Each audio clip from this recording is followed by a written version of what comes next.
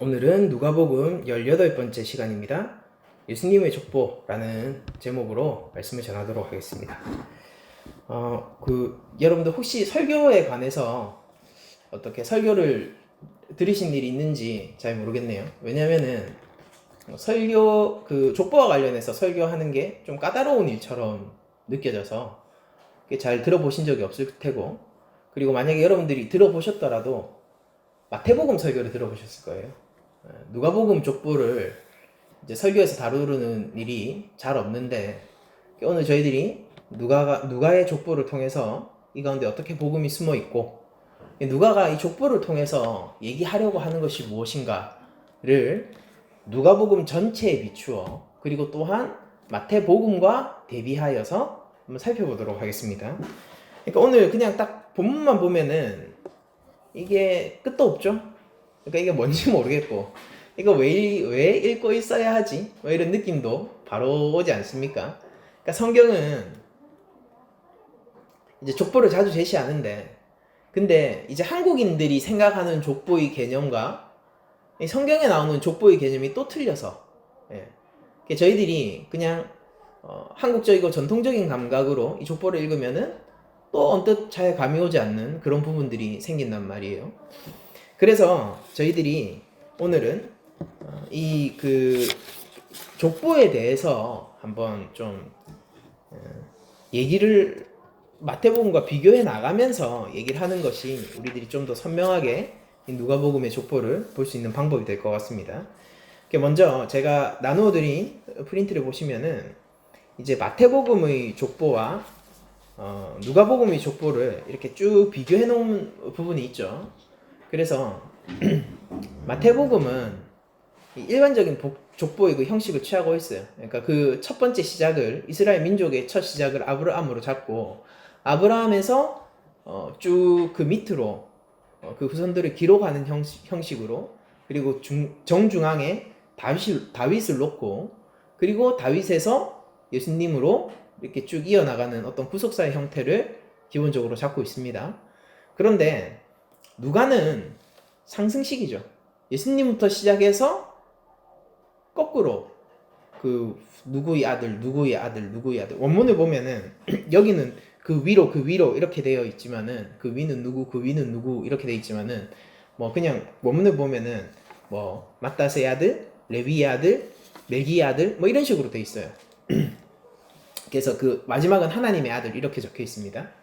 그래서 그런 식으로 이렇게 쭉 거꾸로 상향식으로 추적해 나가는 방식을 쓰고 있죠. 그러니까 굉장히 독특한 건데, 그 누가의 족보를 그러니까 일반적인 족보처럼 이 근원에서부터 밑으로 쭉 내려서 예수님으로 내리면은 이런 비교가 됩니다. 표를 보시면은 다윗까지는 족보가 동일해요. 다윗까지는 족보가 동일합니다. 물론 누가는 마태가 기록하고 있지 않은 아브라함 윗세대 그렇게 아담으로 추적되기까지 그 윗세대를 기록하고 있고요. 마태는 아브라함부터 시작합니다. 그러나 어쨌든 이렇게 쭉 내려오지 않습니까? 쭉 내려오면은 이제 다윗에서 만나서 다윗에서 갈리죠, 족보가. 그러다가 스알디엘에서 다시 한번 만납니다. 그러니까 다윗 이후에 마태는 솔로몬의 계보를 기록하는데 누가는 나단의 계보를 기록합니다. 이게 선지자 나단 아니에요. 바세바와의 넷째 아들이 솔로몬이죠. 셋째 아들이 나단입니다. 왜 나단의 계보를 기록했는가? 아무튼 나단의 계보를 기록하다가 스알디엘에서 만나요. 그리고 스룹바벨까지는 동일하다가 그러다가 갑자기 아비훗과 레사로 또 갈라집니다. 이제 이렇게 갈라진 족보가 요셉에 와서 만나요. 이런 구조로 되어 있죠. 비교를 해보면은. 그리고 이제 저희들이 마태복음의 족보와 누가복음의 족보를 딱 보게 되면은 제가 앞서도 말씀드렸지만 제일 먼저 눈에 띄는 것은 마태의 족보는 아브라함으로부터 시작해서 아래로 내려오면서 예수님에게 이르죠. 그러니까 일명 하강식 족보예요. 근데 마가의 족보는 예수님으로부터 거슬러 올라가서 아브라함을 지나서 아담에게까지 이르고 마침내 하나님의 아들이라는 말로 끝나는 상승식의 족보입니다. 그러니까 이게 사실은 둘 다 평범한 일반적인 족보의 기록이 아니에요. 왜냐면은 마태의 족보에는 여성의 이름이 등장하죠. 여성의 이름이 등장해요. 그러니까 항상 뭐 다말이라든지 바세바라든지 그 결정적인 후손이 하나님 앞에서 언약의 반기를 들었을 때 그것을 언제나 커버해주던 여성의 이름이 등장합니다. 일단 여성의 이름이 등장하는 것 자체가 족보로 그냥 누구의 아들이다 라는 것을 기록하는 그 이상의 메시지를 담고 있다는 걸 저희들이 알게 되죠. 그러니까 의도가 있는 족보 기록 방식인 거죠. 그래서 마태도 여인이 기록된다는 점에서 좀 평범하지 않고요. 마가의 족보는 그 구조면에서 상승식이기 때문에 그냥 그 자체로 이미 평범한 족보가 아닙니다. 둘 다 굉장히 특이한 족보인데, 마태의 족보에서 중요한 게 뭔가를 생각해 보면은 아무래도 마태복음 1장 1절이 이렇게 시작합니다.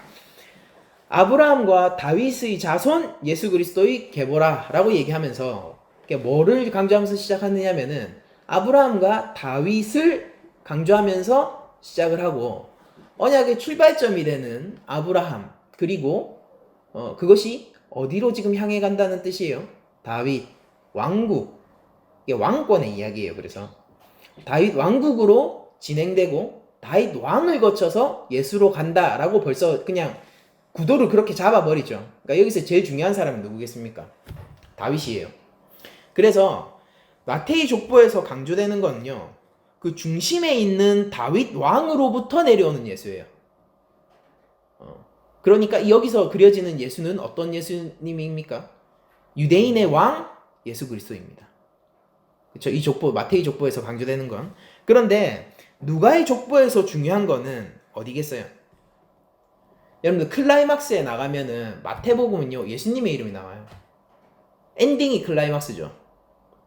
마태의 족보를 쭉 따라가면요, 마지막에 예수님이 등장합니다. 그러면은 누가는 상승식으로 거꾸로 적었잖아요. 그럼 그 마지막에 독자의 뇌리 속에 가장 기억에 남는 이름이 뭐가 될까요? 아담과 하나님이에요. 그래서 누가의 족보에서 중요한 거는요, 예수님의 근원이 되는 아담과 하나님이 중요점이 됩니다. 다시 한번 말씀드릴게요. 마태의 족보에서 중요한 점은 다윗 왕으로부터 내려오는 예수이고요. 누가의 족보에서 중요한 것은요, 예수님의 근원이 되는 아담과 하나님이에요. 마태의 족보는요, 1차 독자, 그러니까 마태가 누구를 위해서 이 마태복음을 처음에 지었냐면은 1차 독자가 유대인 그리스도인이었어요. 유대 그리스도인들. 그렇기 때문에 그들은 히브리인들이었고요. 그들은 여전히 이스라엘 민족에게 왕을 주시겠다는 하나님의 약속과 그 메시아를 기다리던 사람들이었습니다. 그래서 그들에게 이런 식으로 알려주는 거죠. 하나님의 약속과 하나님의 약속이 성취되었는데, 왕을 보내주시고 메시아를 보내주시는 그 왕에 대한 약속이 성취되었는데 그것이 바로 예수 그리스도다 라고 설명을 하는 것이라면은, 누가의 족보는 1차 독자가 여러분들 잘 아시다시피 로마의 총독인 데오빌로 각하지 않습니까? 이게 실제 총독인지는 몰라요. 아무튼 로마의 고위 관료인 데오빌로 각하이지 않습니까? 그렇기 때문에 누가는 인류 보편의 시원이 되는 아담과, 그러니까 민족적인 색깔이 없죠. 더 보편적이에요. 인류 보편의 시원이 되는 아담과 하나님의 아들로서의 예수의 중요성을 부각시키는 족보를 기술하게 됩니다. 그러니까 누가의 족보에 따르면요, 예수님은 인류의 출발점이자 대표자인 아담의 후손인 거예요. 그리고 이것은 예수님이 모든 인류와 연관이 있다라는 느낌을 주죠, 우리에게.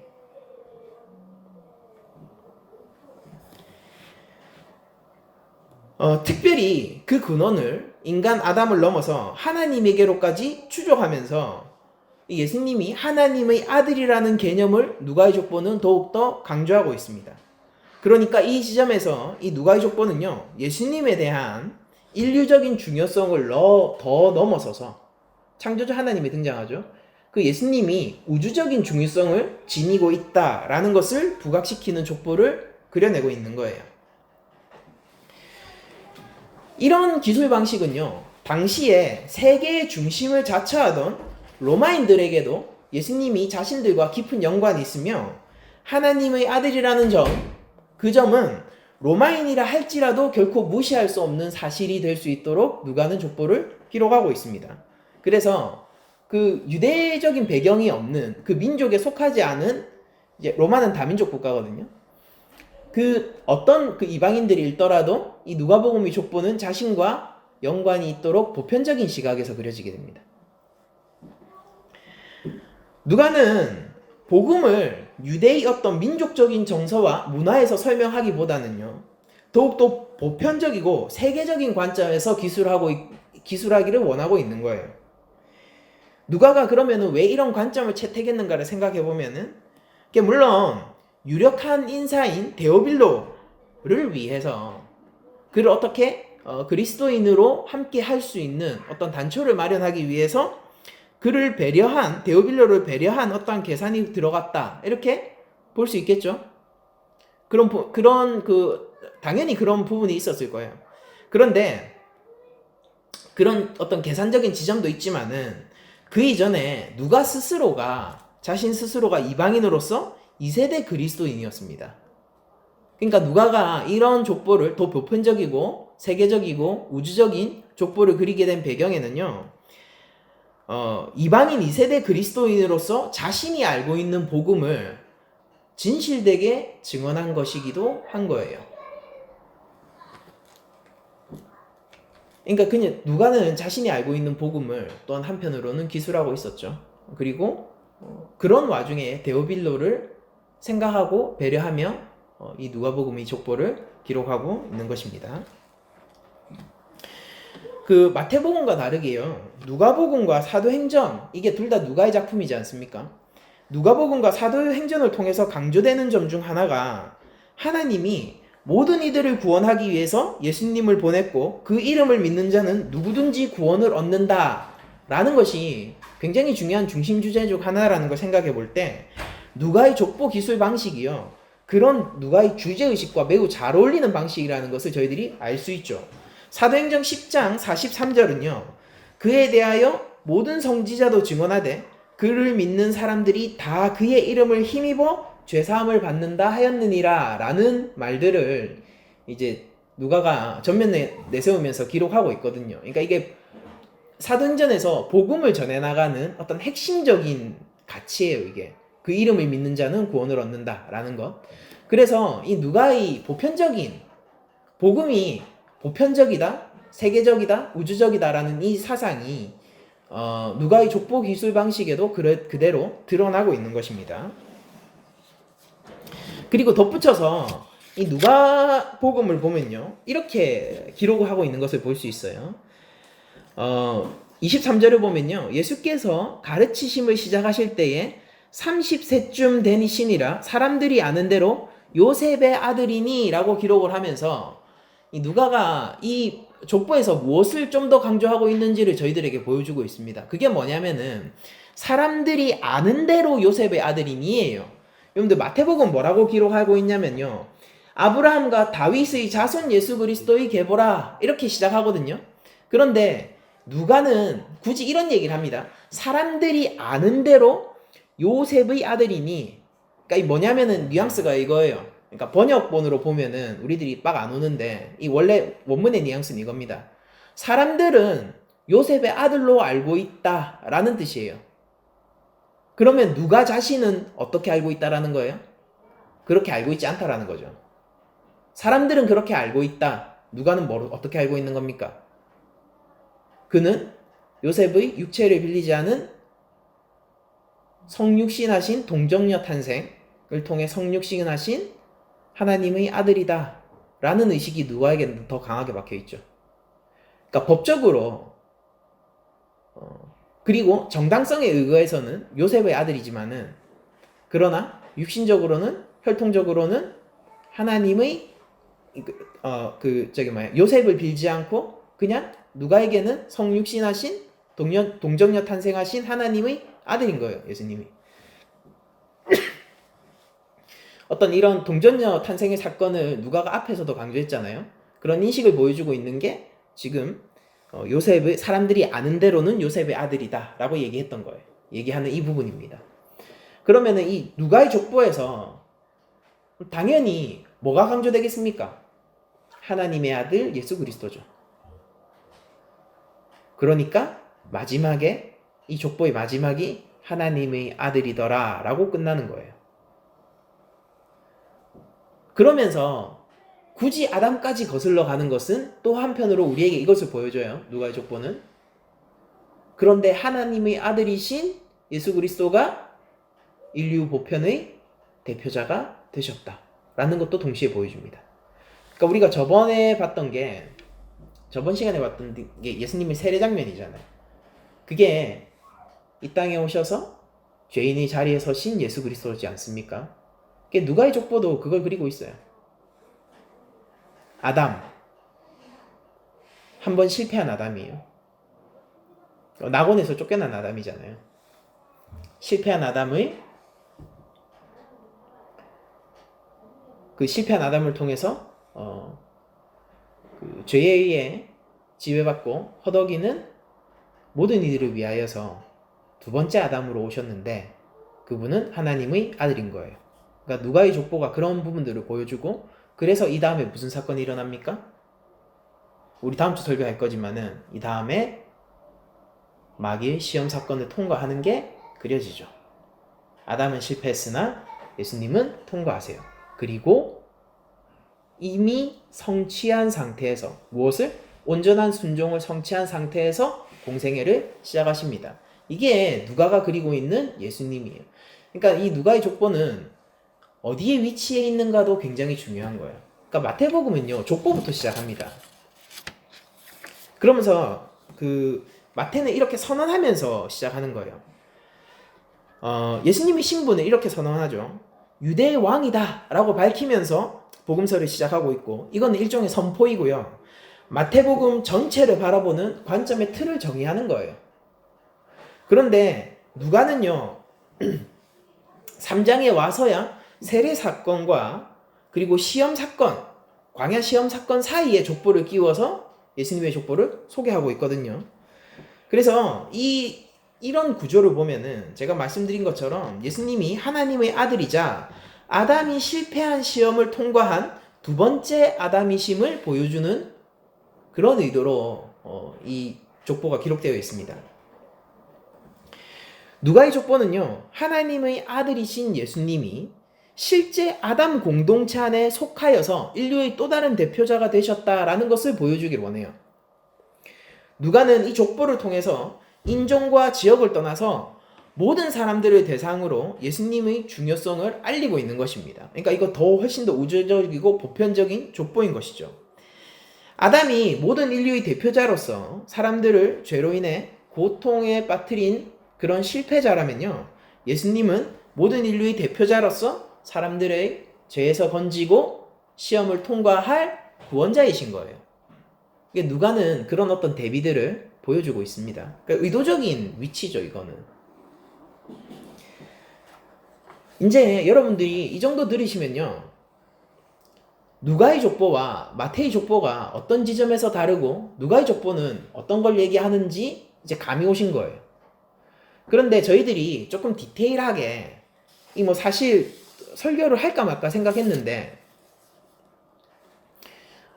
좀 디테일하게 한번 다루고 그냥 넘어가려고 준비한 게 있거든요. 좀 힘드시더라도 한번 따라와 보시기 바랍니다.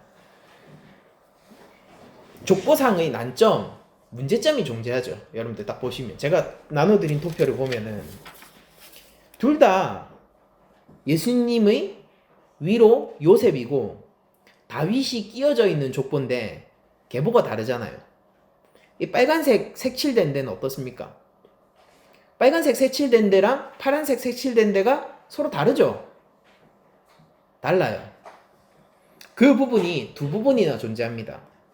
다윗 이후에 솔로몬과 나단으로 나뉘는 부분, 그게 첫 번째고요. 마태는 솔로몬으로 이어지는데 나단은 왜, 누가는 왜 나단으로 이어지는가?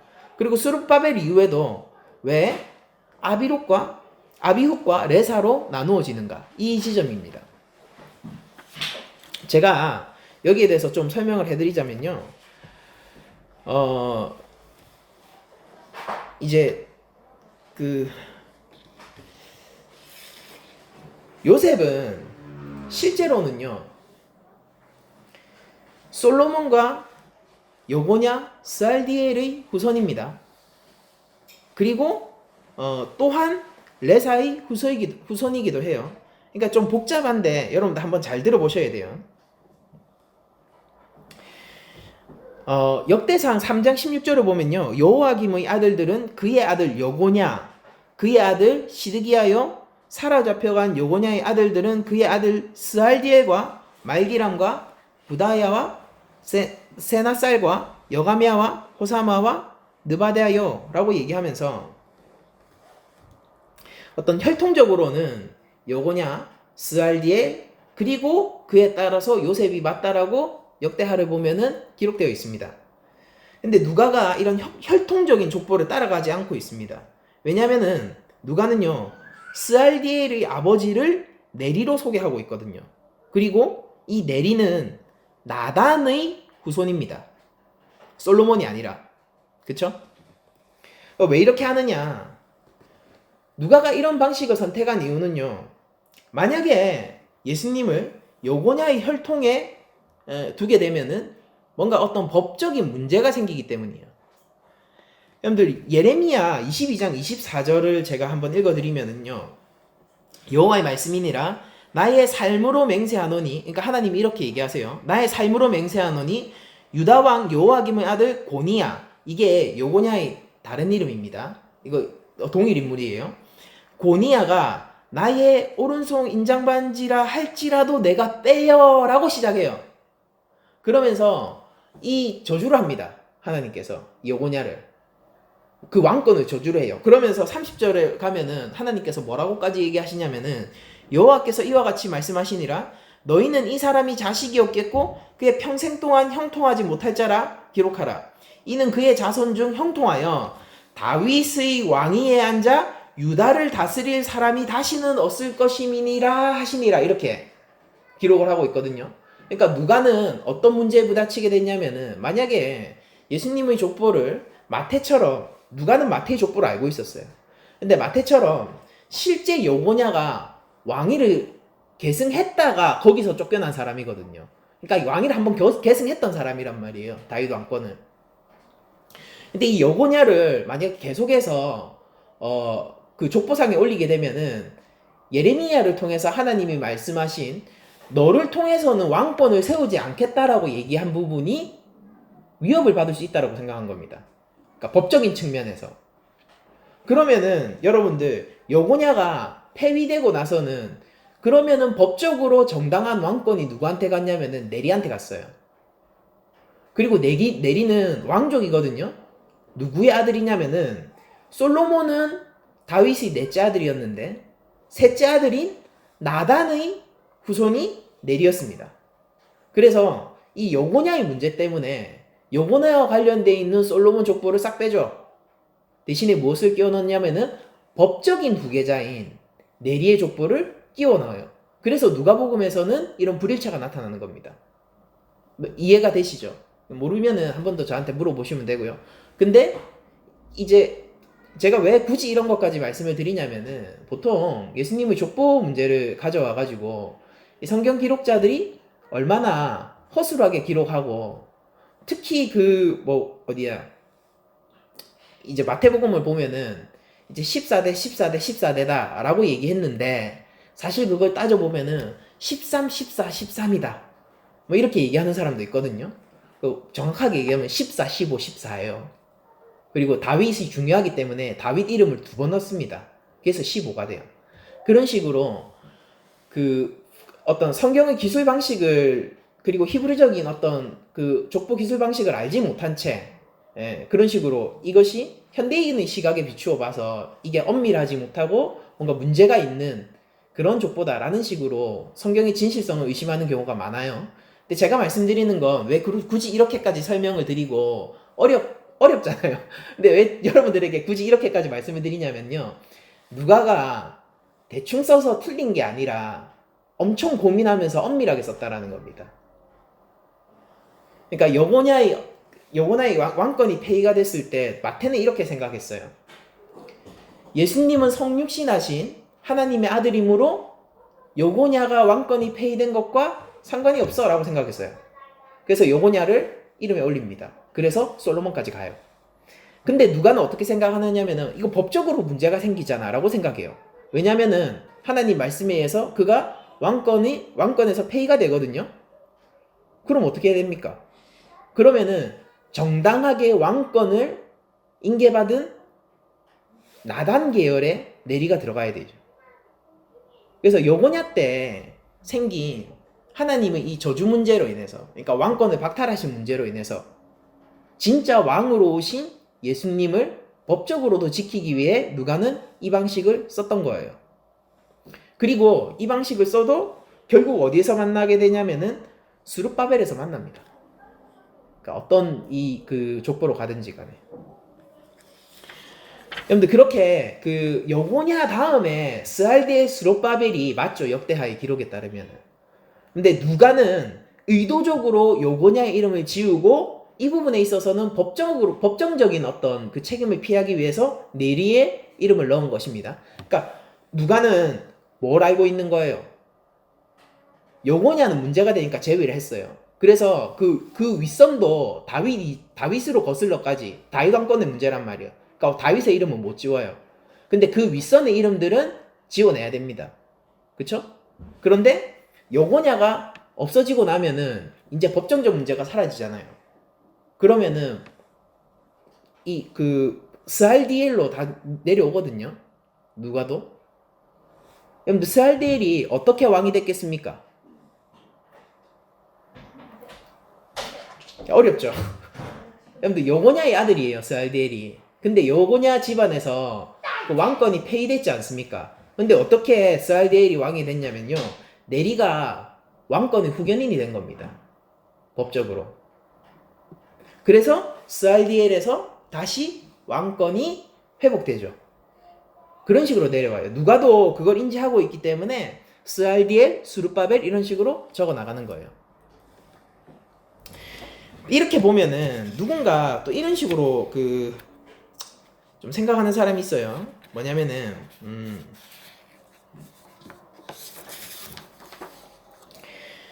역대상 3장 17절을 보면은요, 여고냐한테 세 자녀가 있는데요.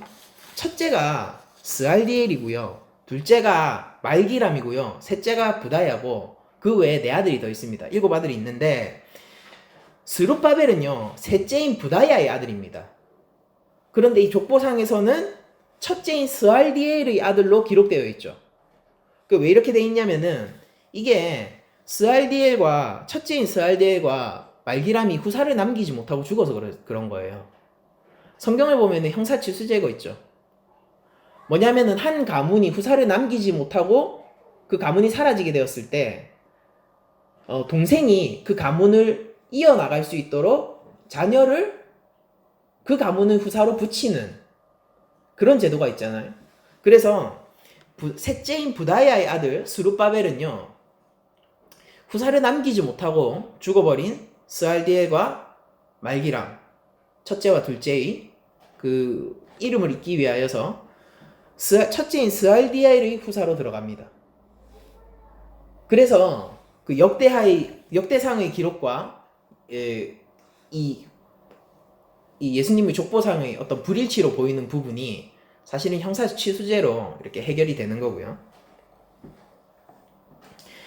그리고 또 스룹바벨 밑으로 족보가 또 갈라지게 되죠.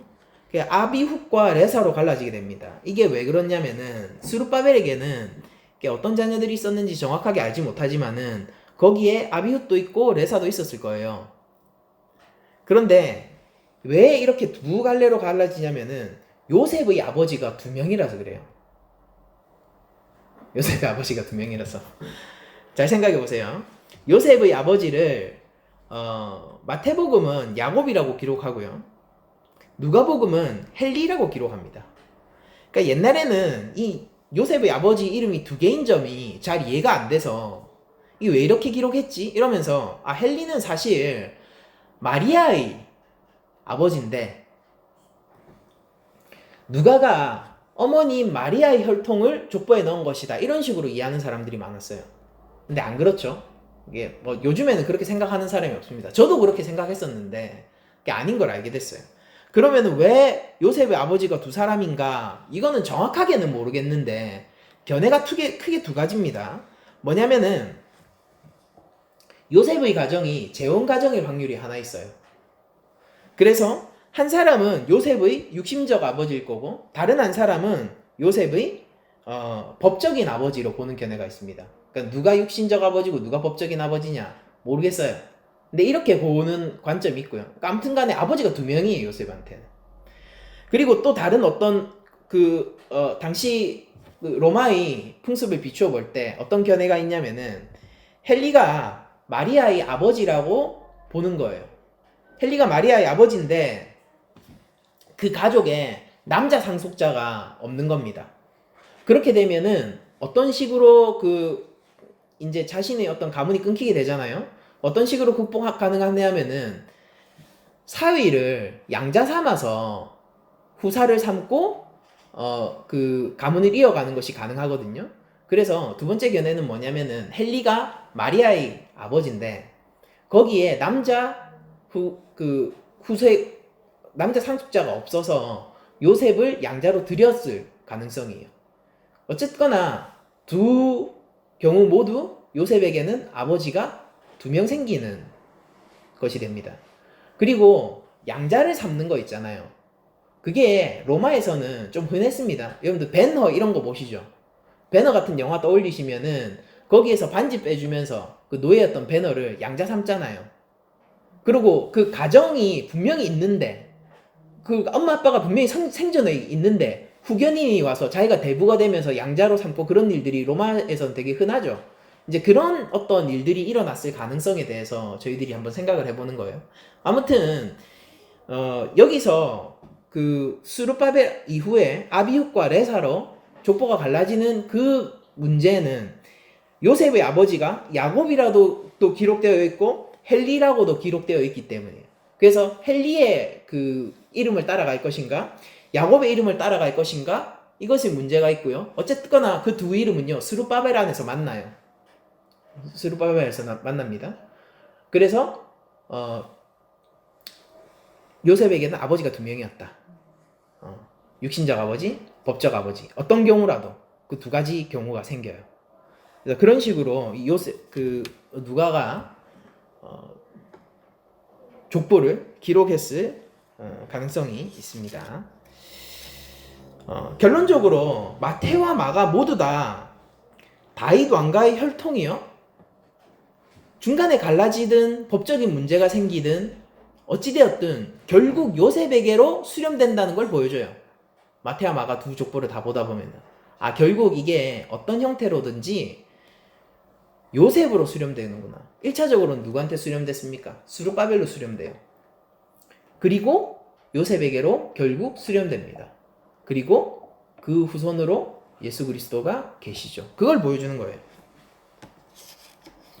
그래서 마태인 누가의 족보가 불일치한다는 것이 성경이 대단한 오류를 품고 있다. 이를 발견한 것처럼 생각하고 성경의 신뢰성을 공격하는 사람들에게는 저는 오히려 이렇게 반문하고 싶습니다. 마태와 누가의 족보를 통해서 다윗 혈통의 그 뒷 이야기들 그리고 다면적인 부분들이 다채롭게 지금 조명이 되고 있는 거예요. 오늘날 대부분의 학자는요, 누가가 마태복음을 미리 알고 있었다는데 다 동의를 합니다. 그런데 누가가 손쉽게 마태의 기록을 베껴 쓰는 선택도 있었겠죠. 심지어 마태복음이 포문이 족보잖아요. 그런데 그렇게 베껴 쓰는 대신에 다른 측면에서 족보를 기술하고 법적인 문제 그리고 혈통적인 문제들을 더욱더 세심하게 다루었다라면요, 그게 누가의 실수겠습니까? 아니면은 누가의 저작 의도가 반영되어 있는 글쓰기이겠습니까? 그러니까 성경에 대해서 쉽게 의심하기를 원하고 성경의 저자들에게 불신을 보내는 사람들은요, 이런 부분들을 깊게 탐독하거나 이것이 더 다각적인 면을 드러내기 위한 글쓰기라는 걸 인정하지 않죠. 일치하지 않네? 그러나 제가 생각할 때는 그것이 훨씬 더 1차원적인 접근이 아닌가라는 생각을 해봅니다. 저는 뭐 좀 어려운 부분을 저희들이 함께 했지만은 어쨌든 결론으로 복음서는 믿을 만한 증인들의 기록이다. 신뢰성 있는 기록이다. 이런 부분들을 좀 디펜딩 하고 싶고요. 아무튼 다시 처음으로 돌아와서 다 잊으셔도 돼요. 다 잊으셔도 돼요. 그냥 한번 들어보시라고 말한 겁니다. 네. 다시 원점으로 돌아와서 족보의 핵심 주제는 무엇이냐? 마태와 누가에게 있어서 모두 다윗은 매우 중요한 존재고 예수님의 왕권을 지지하는 근거가 되죠. 그럼에도 불구하고 마태와 누가의 시각 차이는 분명히 존재하고 마태의 족보가 왕이신 예수님을 알려주고 있다면은 누가의 족보는 하나님의 아들이신 그리고 다윗의 아담 공동체에 편입되신 예수님을 보여주고 있어요. 그래서 누가가 얘기하는 예수님은 우리 지금 누가복음이니까 그게 중요하잖아요. 누가가 얘기하는 예수님은 아담의 자손의 이름을 올리신 여인의 후손으로 오신 메시아예요. 다시 한번요. 아담의 족보의 이름을 올린 창세기가 말한 여인의 후손으로 오신 인자 예수 그리스도입니다. 그리고 그분은 하나님의 아들이다 라는 게 누가가 얘기하는 이 족보의 핵심 메시지인 겁니다. 예수님은 이런 족보 가운데 하나님의 아들이시자 인류의 대표자로 오셨고 그리고 30세 공생애를 시작하셨다라는 것을 누가가 알려주고 있어요. 이 30세라는 게 성경을 보면요 참 뭐라고 해야 될까요?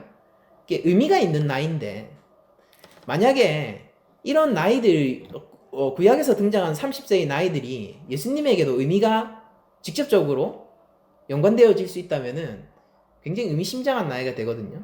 왜 그러냐면은 요셉이 바로를 섬기기 시작한 나이가 30세입니다. 요셉이 애굽왕 바로 앞에 설 때 30세라 창세기 41장 46절이에요. 그리고 공식적으로 제사장의 직분을 공식적으로 수행할 수 있는 나이가 30세예요.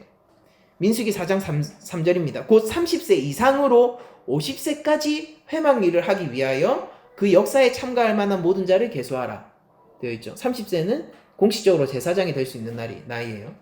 그리고 에스겔이 선지자로 부름받는 나이입니다. 그러니까 지금 정치적으로 가장 중요한 시기, 그리고 종교적 제사장으로서 가장 중요한 시기, 그리고 선지자로 부름받는 시기도 에스겔에는 30세예요. 에스겔 1장 1절 30째 해 넷째 달 초다새에 이게 에스겔의 어떤 그 소명기사인데 자기가 30세 되었을 때다라고 기록을 하고 있거든요.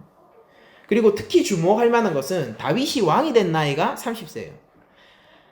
사무엘하 5장 4절을 보면 다윗이 나이가 30세에 왕위에 올라 40년 동안 다스렸으되 헤브론에서 7년 6개월 동안 유다를 다스렸고 예루살렘에서 33년 동안 온 이스라엘과 유다를 다스렸더라 라고 얘기를 하고 있습니다. 그래서 다윗이 왕권을 저는 되찾은이라고 부르고 싶은데 왜냐면 기름 부음은 훨씬 이전에 받았죠. 왕권이 드디어 드러나고 조명받는 시기가 실제 왕에 오르는 시기가 30세예요.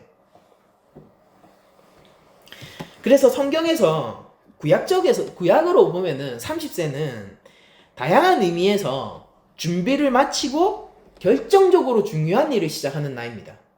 그러니까 예수님이 30세 공생애를 시작하셨다는 측면이 이런 구약의 구절들과 연관될 수 있다면 참 의미심장하죠. 특히 다윗과 연관지어서 생각해보면은 고난과 시험을 통과해서 다윗이 어떻게 왕 되는지 알죠?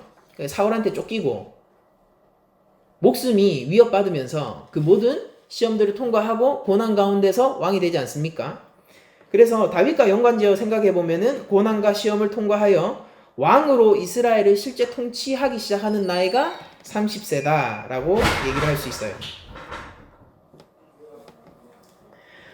그래서 예수님은 아담에게 속해 모든 준비를 마치시고 무엇인가 매우 중요하고 결정적인 일을 시작하셨다라는 의미로 공생애의 30세를 받아들일 수 있을 겁니다. 만약 구약의 이런 구절들과 예수님의 30세를 연관시키는 게 가능하다면은 누가복음 전체를 통해 예수님의 사역을 조명해 보면은 십자가를 통한 죄로부터의 구원과 해방의 일을 시작하신 것이 되는 거고요. 이게 가장 좀비를 끝내고 가장 결정적이고 중요한 일을 하신 그 일이 되는 것이고, 그렇다면 이것은 민족적 차원을 넘어서서 모든 이들에게 결정적으로 중요한 사건이 되는 것입니다. 그리고 이건 우주적인 중요성을 가진 나이가 되는 거죠. 여러분들, 하나님의 아들이신 예수님을 우리가 생각해 보죠. 하나님의 아들이신 예수님은 하나님의 아들임에도 불구하고, 누가의 표현에 따르자면 이거 원문으로는 누구의 아들 그렇다고 했죠. 그러니까 마지막 38절은 뭐예요? 하나님의 아들이에요. 그러니까 하나님의 아들이신 예수님은요, 아담의 아들이기도 한 거예요. 아담 공동체로 부를 수 있는 인류의 모든 이들과 연관이 있는 분인 겁니다. 이게 누가의 족보가 전해주는 놀라운 복음이죠. 하나님의 아들이 아담 공동체와 상관이 있다. 그분은 여인의 후손으로 이 땅에 오셨고 모든 이들에게 구원을 베푸실 분인 거예요. 세례 사건을 떠올려 보면은 세례 사건을 통해서 드러나는 예수님은 하나님께서 성부가 직접 이는 내 사랑하고 기뻐하는 아들이다 라고 얘기한 그 예수님이고, 그리고 그분이 서신 자리는 이 땅의 죄인들과 함께 하는 그 자리에 서신 분이고, 그리고 그 예수님은 30세가 되어서 모든 준비를 마치고 무엇인가 중요하고 큰 일을 시작하신 거예요. 그리고 그게 바로 구원의 일입니다. 또한 다음 주 설교를 통해서 여러분들이 확인하실 수 있듯이 그분은 마귀의 시험을 통과하셔서 아담이 실패한 그 자리에서 회복을 이루실 분이신 겁니다. 세례 사건이 있고 광야 시험의 사건이 있죠. 족보는 그 두 사건 사이에서 이렇게 우리에게 외치고 있는 것입니다. 하나님의 아들 예수여, 아담 공동체인 우리를 긍휼히 여겨주시옵소서. 제가 볼 때 누가의 족보가 우리에게 외치고 있는 메시지인 거예요. 하나님의 아들 예수여, 아담 공동체인 우리를 긍휼히 여겨주시옵소서. 그런데 오늘 다소 좀 어려운 파트이기도 하고 생소한 파트이기도 하고, 또 여러분들이 제가 뭐 칠판에 적거나 뭐 이렇게 해서 사실은 이해를 도와야 되는데 이게 설교 시간이라서 그렇게 하지도 못하고, 그래가지고 그냥 펴보랴 얘기 들으랴 이러면서 좀 따라오기 힘든 부분들이 있었을 텐데, 어쨌든 여러분들이 이 누가의 족보를 통해서 다만 이것을 기억하시길 원합니다. 누가는 치밀하게 족보를 적었고요. 다윗 왕가는 마태와 누가의 족보를 통해서 그 뒷면까지, 그 뒷이야기잖아요. 그런 것까지 족보를 통해서 암시적으로 확연히 드러나 버리고 있으며, 이게 더 진실성 높은 거죠. 그러면서 마태는 유대인의 왕 예수 그리스도를 외쳤고, 누가는 하나님의 아들이자 인류 보편의 구원자 예수 그리스도를 외치고 있습니다. 그리고 이 둘은 서로 상반되는 개념이 아니라 예수 그리스도를 설명하는 여러 가지 방편 중 하나이겠죠. 여러분들, 저는 그냥 예수님을 믿자라는 말을 하는 것이 점점 어려워지는 시기를 저희들이 살아가고 있다라고 생각합니다. 많은 사람들이 받아들이기 힘들 것이고, 많은 사람들이 사실 이 말에 대해서 그러니까 진지하게 생각하지 않는 시대가 도래했다라고 생각하거든요. 근데 한 가지 위로가 있다면은 예수의 이름을 전파하는 것은 어느 시대나 힘들었고요. 어느 시대나 배척받는 일이었습니다. 그럼에도 불구하고 우리는 누가가 얘기한 대로 인류 보편의 구원자이시자 하나님의 아들이신 예수 그리스도를 우리가 믿고 있는 것이고, 그런 점에서 저희들이 참 하나님께 감사해야 된다라고 생각을 해요. 그러니까 믿기 힘든 시기에 믿음을 가진다는 것에 대해서, 그리고 하나님과 함께 살아갈 수 있다는 점에 대해서, 그리고 예수 그리스도의 제자로서 우리의 삶을 경작할 수 있다는 이 모든 지점에서 저희들은 하나님께 감사를 하기를 원합니다. 이거 좀 뻔한 얘기긴 한데, 그래서 이런 말로 오늘 설교의 결론을 내리고 싶습니다. 그냥 이 설교 준비하면서 이 시간이 되게 많이 걸렸어요. 그러니까 저도 좀 다시 재점검해야 되는 게 많고, 그 다음에 이제 구약의 역사서들이 족보와 계속해서 대비해서 봐야 됐고요. 그러니까 제가 계속 준비하고, 그런 것들을 맞추어 보고, 이제 자료들을 찾아보고, 이렇게 하면서 이 그림을 세웠는데요. 아직 얘기 못한 것도 많아요. 그래서 얘기하면 여러분들 싫어하시겠지만 얘기 안 할게요. 그래서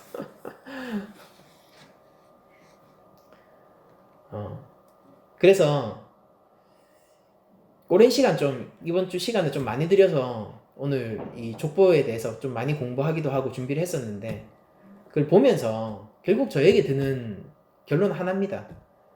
그러니까 예수님 더 잘 믿어야겠다. 그러니까 여러분들도 그런 결론에 도달하시기를 원하고요. 이 설교의 난이도와 내용의 어려움과는 상관없이 여러분들 가운데 이 진실된 기록으로서의 복음서에 대한 신뢰성이 좀 생기시길 원하고, 그리고 그 실패를 정직하게 기록하고 있는 마태의 그 대담함과 예수님 계보의 법적인 문제를 전면에 드러내고 있는 누가의 그 대담함을 통해 가지고 여러분들은 더 확신하시길 원합니다. 여러분들 마태는 그렇게 생각했어요. 다윗은 실패자였어요. 유다는 다말이 필요한 실패자였습니다. 그래도 예수 그리스도의 이름은 그것 때문에 가려지지 않는다라고 생각했어요. 누가는 이렇게 생각했습니다. 예수님 혈통에 솔로몬의 그 반차를 따르면은 법적인 왕권 계승의 법적인 문제가 생기더라도, 그래서 다른 이름을 거기에 나단이라는 이름을 넣어야 하더라도, 솔로몬 대신에 나단이라는 이름을 넣어야 하더라도 예수님의 이름은 위협받지 않는다라고 생각했습니다. 그런 어떤 대담함을 우리가 좀 같이 본받았으면 좋겠고, 거기에서 정직하고 진실되게 이 복음서의 족보를 기록하는 마태와 누가의 태도를 저희들이 좀 참고했으면 좋겠다는 생각을 합니다. 그래서 우리가 예수님 더 잘 믿고 예수님 안에서 그 이름이 강대하고 정말 힘이 있다면은 그냥 정직하게 행해 나가면요, 그러면은 그냥 다 되는 거예요. 그냥 그런 생각이 드는 거예요. 그러니까 여러분들, 우리 모르는 건 모르는 거고, 뭐 문제가 있는 건 문제가 있는 거고, 모든 것을 설명할 수 없다면 모든 것을 설명할 수 없는 거예요. 저는 그렇게 생각합니다. 그런 모든 문제들도 예수 그리스도라는 강대한 이름 앞에서 그다지 문제가 되지 않는다라고 생각하고, 어떤 마태와 누가의 대담함을 따라, 담대함을 따라서 우리도 함께 신앙생활에 정직하게 또한 담대하게 동참하기를 원합니다.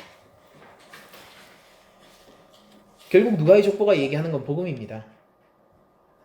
신음받는 아담 공동체는요, 아담의 실패로 인해서 함께 죄책을 지고 신음하는 이 아담 공동체는 결국 누군가 이 모든 것을 해결할 새로운 아담이 필요하거든요. 근데 그게 우리는 아니잖아요. 예수님이라고 누가가 얘기하는 거예요. 이 복음 가운데 우리가 한 주간 살기를 원하고, 누가의 족보를 통하여서 예수님을 더욱더 잘 붙들기를 원하고요. 그리고 마지막으로 이거 그냥 이 얘기는 하고 마칠게요.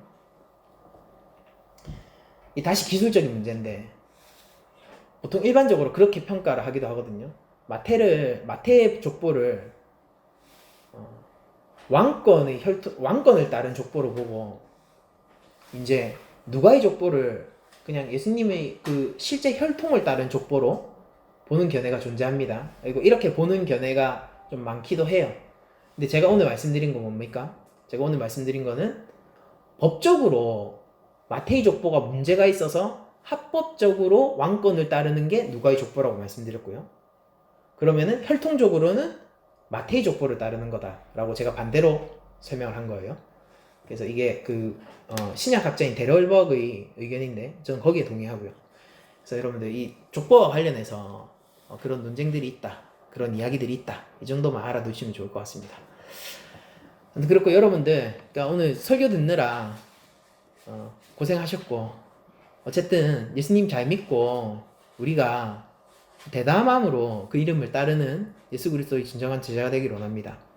하나님의 아들이신 예수님은 죄인의 자리에 서셔서 이제 광야의 모든 시험을 통과하실 거예요. 우리가 그 안에 있다면은 그 이름의 안전함을 함께 누릴 수 있을 거라고 생각하고요. 한 주간 여러분들이 주님 안에서 안전하고 성령과 함께 충만한 삶을 살기를 축원드리면서 이제 모든 설교를 마치도록 하겠습니다.